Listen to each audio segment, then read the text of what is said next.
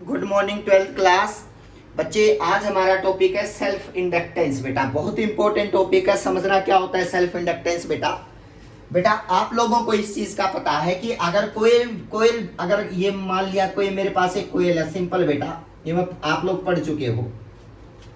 अगर बेटा इसके अंदर से मैग्नेटिक फ्लक्स चेंज होती है तो इस कोयल में इंड्यूस्ड ईएमएफ प्रोड्यूस होती है। लो बेटा ये मैग्नेटिक फ्लक्स से जा रही है बेटा। अगर ये मैग्नेटिक फ्लक्स का नंबर मैंने चेंज कर दिया बेटा तो याद रखना इस कोयल में इंड्यूस्ड ईएमएफ प्रोड्यूस हो जाती है। बेटा क्या प्रोड्यूस होती है? Induced EMF. वो क्या करती है? वो इस फ्लक्स चेंज को अपोज करती है बेटा। मतलब फ्लक्स चेंज क्यों हो रही है ना बेटा, उसको रोकने की ट्राई करती है ईएमएफ बेटा। तो इसका मतलब अगर किसी कोयल में करंट जाता है, फ्लक्स चेंज होंगी, तो इसका मतलब फ्लक्स चेंज बेटा हम लोगों ने सुना है change in magnetic flux formula है माइनस में d∅/dt। ये फॉर्मूला आप सब जानते हो बेटा, फ्लक्स। और याद रखना कितनी ईएमएफ प्रोड्यूस कर पाएगा हमारी कोयल, वो डिपेंड करेगा उसकी प्रॉपर्टी पे बेटा। मतलब ये एक प्रॉपर्टी होती है कि कोयल की, कि क्या पता कई कोयल्स ऐसी होती हैं बेटा जो इतनी ईएमएफ प्रोड्यूस नहीं कर पाती, यानी कि जो फ्लक्स चेंज को रोक नहीं पाती बेटा। किसी कोयल में ईएमएफ बेटा, तो कई कोयल ऐसी होती है बेटा जो ईएमएफ इतनी प्रोड्यूस कर जाती है कि वो फ्लक्स चेंज को बिल्कुल रोक देती है बेटा। तो इसका मतलब फ्लक्स चेंज ईएमएफ के हाथ में है बेटा, उसको रोकना। तो इसका मतलब फ्लक्स चेंज का मतलब क्या, एक टाइप का समझना, फ्लक्स चेंज से जुड़ा है करंट चेंज बेटा। याद रखना मतलब क्या है, करंट चेंज होगा इस कोयल में, समझना बेटा। अगर मैं इस बैटरी से अटैच है कोई चीज बेटा, देखो जल्दी से, यहां पे बैटरी लगी है बेटा, अल्टरनेटिंग सोर्स है, यहां से मैंने इस कोयल को बैटरी से कनेक्ट कर दिया। समझो बेटा अगर मैं करंट को बदलूंगा तभी इसके अंदर मैग्नेटिक फ्लक्स, कभी तो ज्यादा करंट दिया तो ज्यादा लाइनें पास करगी बेटा, अगर कम करंट दिया तो कम लाइनें पास करेगी। इसका मतलब फ्लक्स का चेंज होना कहीं ना कहीं डायरेक्टली करंट के बदलने से जुड़ा है बेटा। करंट कितना चेंज कर रहा हूं बेटा, तो इसका मतलब करंट चेंज करते जाओ, फ्लक्स चेंज होती रहेंगी बेटा। अब बात है कि सर ठीक है, current change direct flux change से जुड़ा है बेटा, करंट बदलेगा तो फ्लक्स अंदर से मूव करने वाली चेंज होंगी। अब अगर वो फ्लक्स चेंज होती, इसका मतलब ईएमएफ जो है ना बेटा, वो अकेला फ्लक्स चेंज को नहीं रोकती बेटा, वो करंट चेंज को भी अपोज करती है बेटा। याद रखना। तो इसका मतलब ईएमएफ करंट चेंज को रोक लेगी ना, समझ जाना फ्लक्स चेंज अपने आप ही रुक जाएंगे बेटा, क्योंकि करंट की वेरिंग वैल्यू चेंज, जो करंट वेरी कर रहा है ना वो रुक जाएगा बेटा। इसका मतलब यहां पे क्या हुआ बेटा, यानी कि वो प्रॉपर्टी, उस कोयल की वो प्रॉपर्टी, इस मटेरियल की वो प्रॉपर्टी बेटा जो इस ओपोज को क्या करती है बताओ, वेलकम करती है। किसको? ओपोज को रोका जाए, इस डिके और ग्रोथ ऑफ करंट को रोका जाए, तो वो उसकी प्रॉपर्टी को हम बोलते हैं सेल्फ इंडक्टेंस बेटा। क्या बोलते हैं उसको? Self inductance. तो क्या होगा बेटा, it is a property of a body, it is a property of a body, याद रखना बेटा, विच ओपोज किसको ओपोज करती है बताओ बेटा, करंट को बढ़ने घटने से रोकेगी बेटा। और जब करंट घटना बढ़ना बंद हो जाएगा तो इसके अंदर से मैग्नेटिक फ्लक्स चेंज अपने आप रुक जाएगा बेटा। तो इसका मतलब which oppose the decay and growth of electric current बेटा। ध्यान से समझना बेटा, उस प्रॉपर्टी का नाम होता है बेटा, यानी कि it is a property of coil लिख लो बेटा, या मटेरियल ऑफ बॉडी, कुछ भी बेटा। It is a property of coil which oppose decay and growth of electric current. मतलब करंट को कंट्रोल कर लिया, यहां से करंट को चेंज करवा रहा हूं ना, ये कोयल उसको चेंज ना होने दे बेटा। तो इसका मतलब मैग्नेटिक फ्लक्स भी चेंज नहीं होंगी। अब बात ठीक है सर, इसका मतलब ये तो ईएमएफ को हेल्प कर रही है बेटा, इसका मतलब ये तो ईएमएफ को हेल्प कर रही है।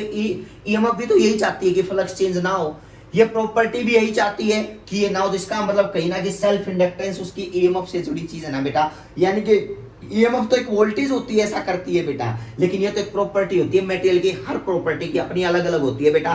कई बार क्या होता है बेटा, सेल्फ इंडक्टेंस को ना, सेल्फ इंडक्टेंस इज कॉल्ड, इसका दूसरा नाम क्या होता है बेटा, is called inertia of electricity. इसका दूसरा नाम होता है बेटा, is called inertia of electricity.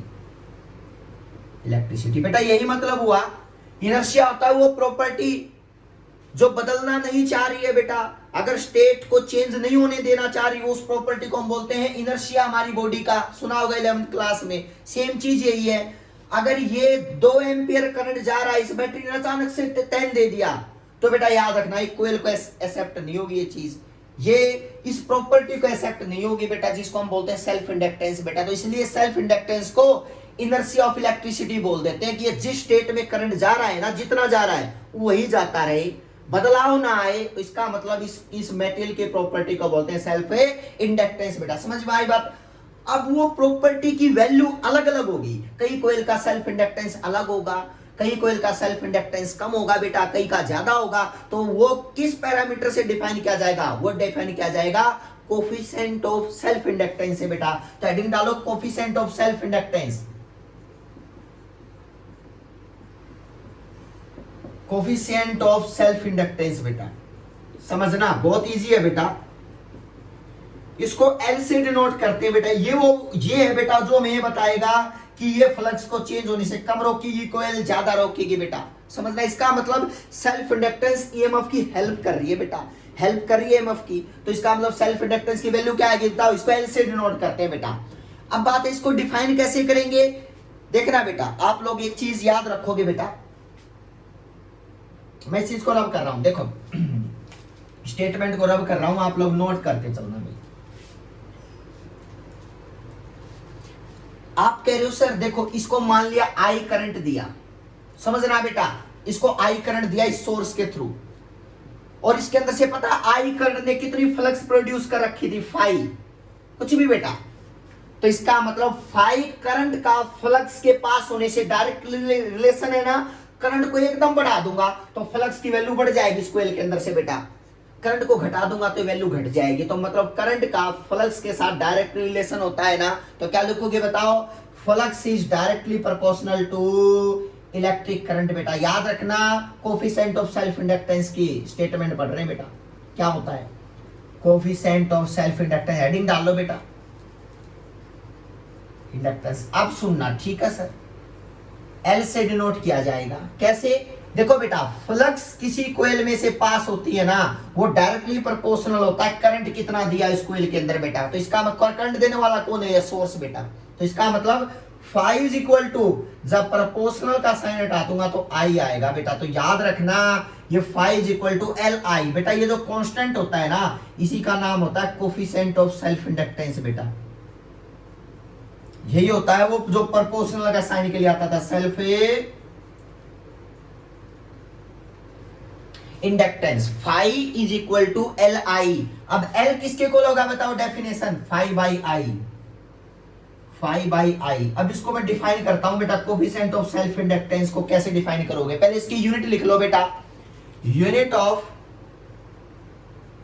Coefficient of self inductance is Henry बेटा, is Henry.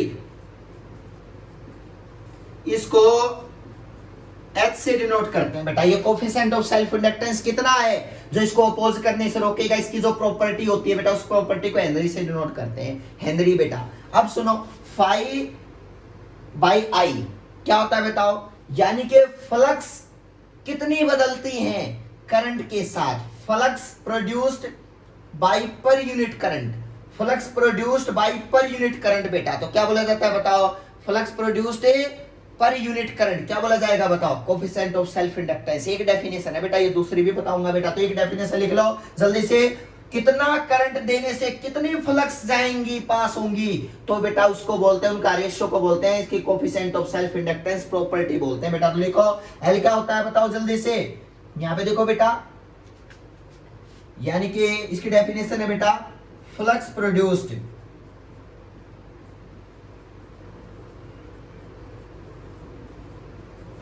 Bye per unit current बेटा is called coefficient of self inductance बेटा। इसकी दूसरी डेफिनेशन भी होता है बेटा, अब देखो बेटा, अब बात करते हैं चेंज के थ्रू प्रॉपर्टी को डिफाइन करने की। देखो बेटा, इक्वेशन नंबर 1 है ना, ये इक्वेशन 1 को मैं डिफरेंशिएट कर देता हूं, तो क्या इक्वेशन निकल के आई? अगर बेटा मैं इसको डिफरेंशिएट कर देता हूं तो इसका क्या रिजल्ट निकल के आया? देखो बेटा, ये नोट कर लेना सारी चीजें बेटा। इसकी दूसरी डेफिनेशन देखो बेटा, मैंने कहा आपसे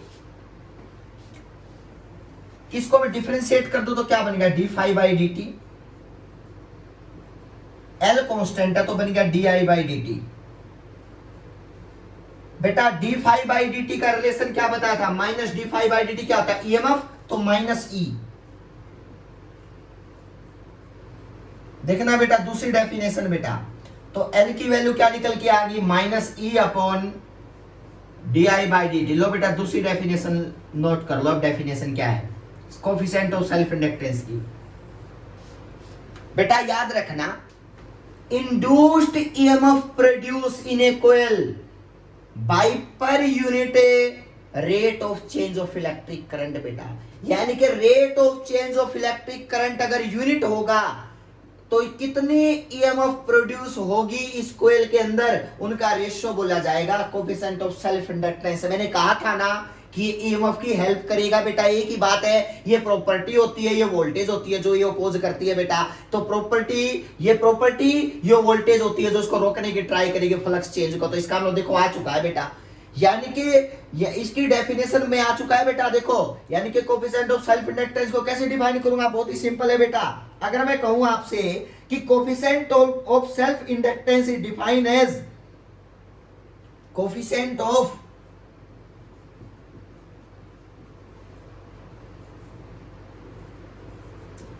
self inductance is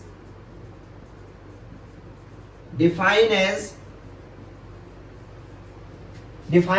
induced EMF produced by induced EMF। देखो रेशियो बेटा, induced EMF produced by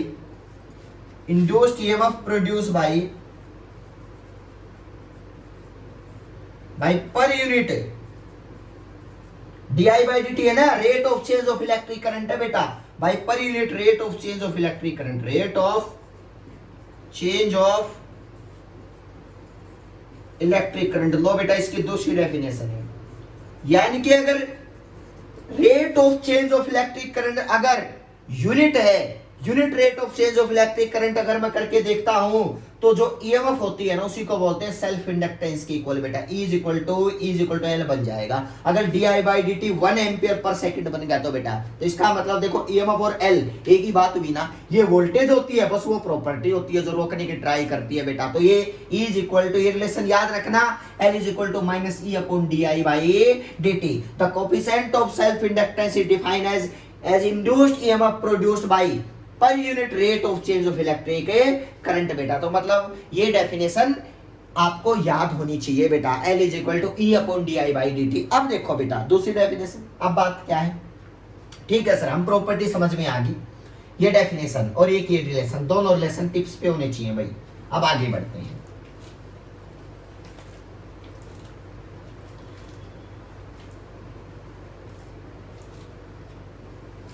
अब बेटा मैंने कहा ठीक है बेटा,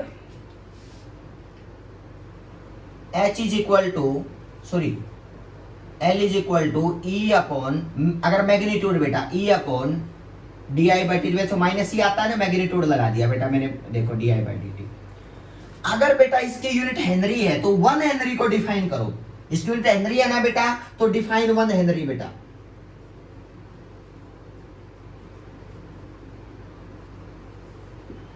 तो कैसे डिफाइन करोगे बताओ? Define 1 Henry. देखो बेटा, यानी कि अगर rate of change of D I by D T 1 ampere पर सेकेंड चेंज हो करंट बेटा, इतना चेंज हो और उससे ईएमएफ 1 वोल्ट बन जाए, ईएमएफ 1 वोल्ट आ जाए कोयल के अंदर, जो ईएमएफ प्रोड्यूस होगी करंट के चेंज होने से बेटा, तो करंट का चेंज होना फ्लक्स का ही तो बदलना होता है, मैंने बताया था। इसका मतलब करंट पर यूनिट करंट के चेंज होने से जितनी ईएमएफ प्रोड्यूस होगी उसी को बोलते हैं सेल्फ इंडक्टेंस बेटा। तो क्या लिखोगे बताओ? The coefficient of self inductance is said to be, coefficient of self inductance is said to B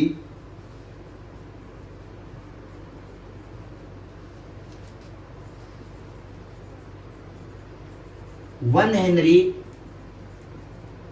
कब बेटा, इनको 1 करो, व्हेन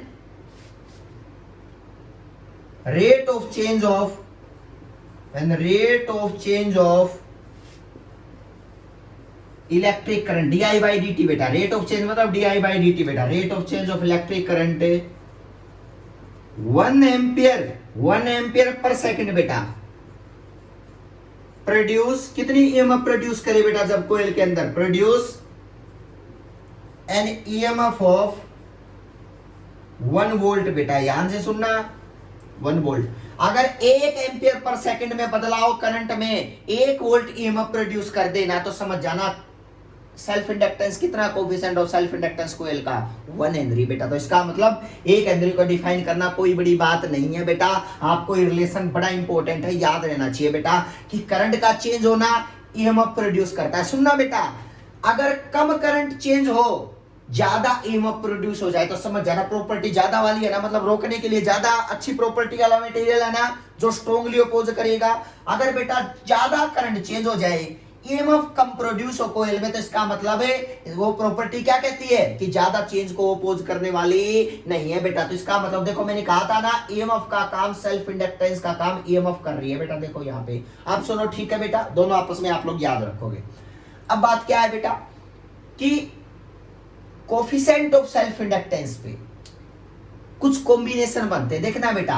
अब ये देखो, इसका जो सिंबल होता है ना इंडक्टर का बेटा, अगर इंडक्टर बनाना है ना अपने, इंडक्टर बेटा जो यही काम करता है, जो अपोज करने की ट्राई करेगा, ये जो प्रॉपर्टीज का इंडक्टर बनाना है ना, तो इंडक्टर अगर बनाना है तो आप लोगों ने ये सिंबल होता है इंडक्टर का बेटा। इंसुलेटिंग वायर अगर बाउंड कर देते हैं तो ये इंडक्टर बन जाता है बेटा। क्या करता है ये इंडक्टर बताओ, अगर मैं डेफिनेशन की बात करता हूं तो इंडक्टर क्या करता है बताओ, ओपोज करता है चेंज इन इलेक्ट्रिक करंट को बेटा, यानी कि इट इज ए डिवाइस, लिख लो बेटा इंडक्टर को, it is a device which, कहीं भी लगा मिले ना इंडक्टर तो क्या मतलब समझोगे, it is device which oppose the change in electric current बेटा, चाहे घट रहा हो बढ़ रहा हो बेटा, change in electric current, change in electric current, इस सिंबल से डिनोट करते हैं बेटा। अगर ये सिंबल लगा दिया कहीं पे तो समझ जाना इलेक्ट्रिक करंट को चेंज होने से रोकना चाहेगा ये सिंबल बेटा। अब बात करते हैं, ठीक है सर, इंडक्टर हमने पढ़ लिया, करंट को मेंटेन रखना चाहेगा ये सिंबल बेटा, उस चीज को कहीं भी लगाया हुआ है तो बेटा। अब आगे बढ़ते हैं बेटा, इसके कुछ कॉम्बिनेशन है बेटा, इसके कुछ कॉम्बिनेशन है, पैरेलल कॉम्बिनेशन, सीरीज कॉम्बिनेशन। तो अब हेडिंग डालो combination of coefficient of self inductance बेटा। कई बार सीरीज में और कई बार ये फॉर्मूला याद रख लेना, यूज करूंगा E upon D I by D t, L के इक्वल होता है बेटा।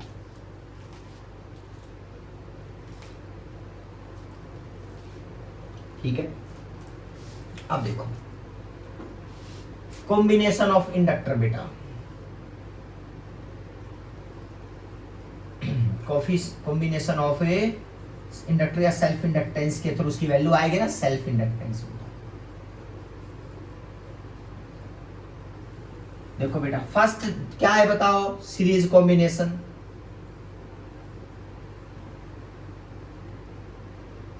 और बेटा सेकंड क्या है, पैरेलल कॉम्बिनेशन। इंडक्टर कोयल भी पैरेलल सीरीज में जुड़ सकते हैं बेटा।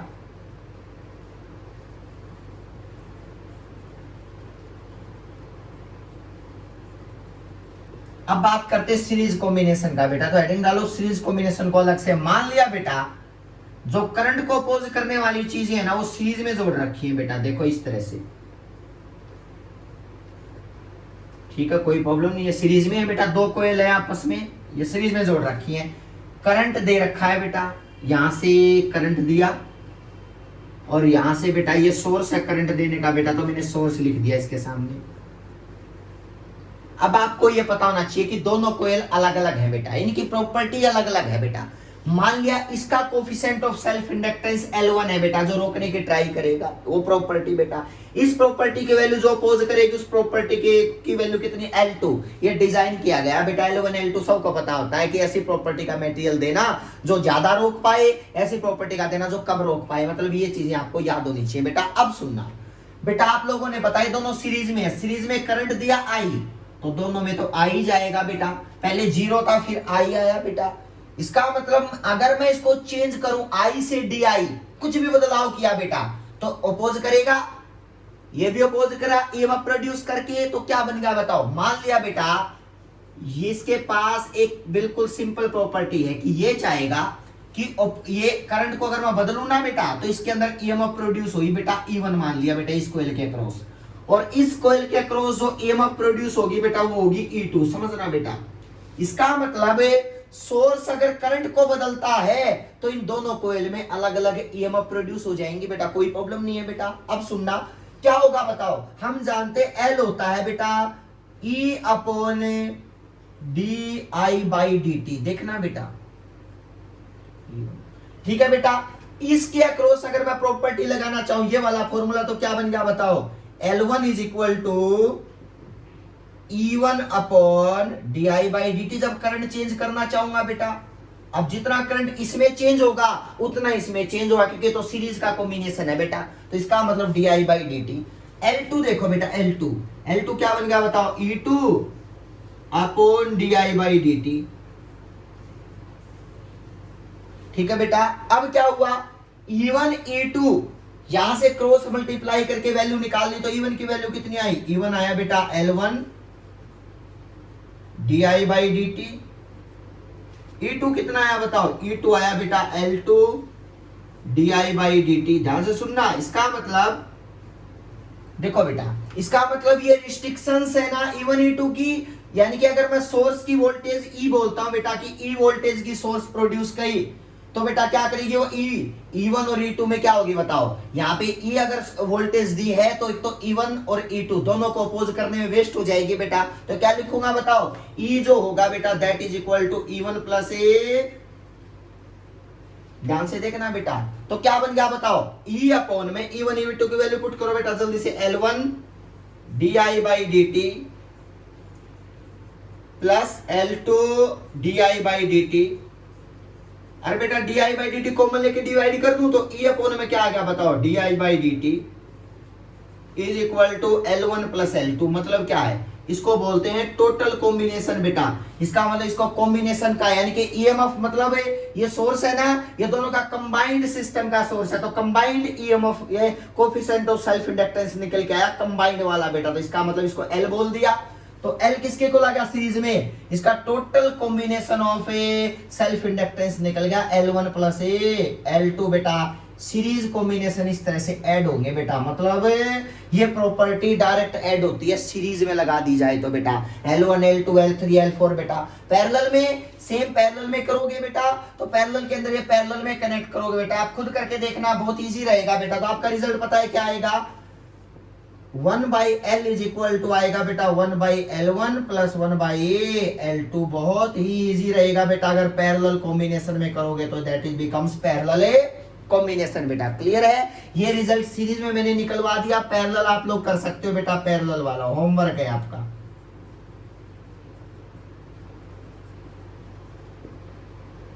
पैरेलल कॉम्बिनेशन होमवर्क बेटा आप कर सकते हो, मुश्किल नहीं है, बिल्कुल ही बेटा मुश्किल नहीं है, यू कैन डू। आराम से करना, इन दोनों को पैरेलल में रखना। करंट जाएगा, करंट डिवाइड होगा, इसमें एक में I1 जाएगा एक में I2 जाएगा, इसमें करंट डिवाइड होगा बेटा। वोल्टेज सेम रहेगी E और E, यानी कि पैरेलल में वोल्टेज ईएमएफ क्या रहेगी सेम बेटा। तो इसका मतलब E छोड़ के इस तरह से आप लोग कर सकते हो बिना किसी कंफ्यूजन। क्लियर है बेटा, यहां तक आप लोग पढ़ो। Next time mutual inductance self था ना बेटा, म्यूचुअल इंडक्टेंस का कॉन्सेप्ट निकल के आएगा बेटा आप लोग। Thank you.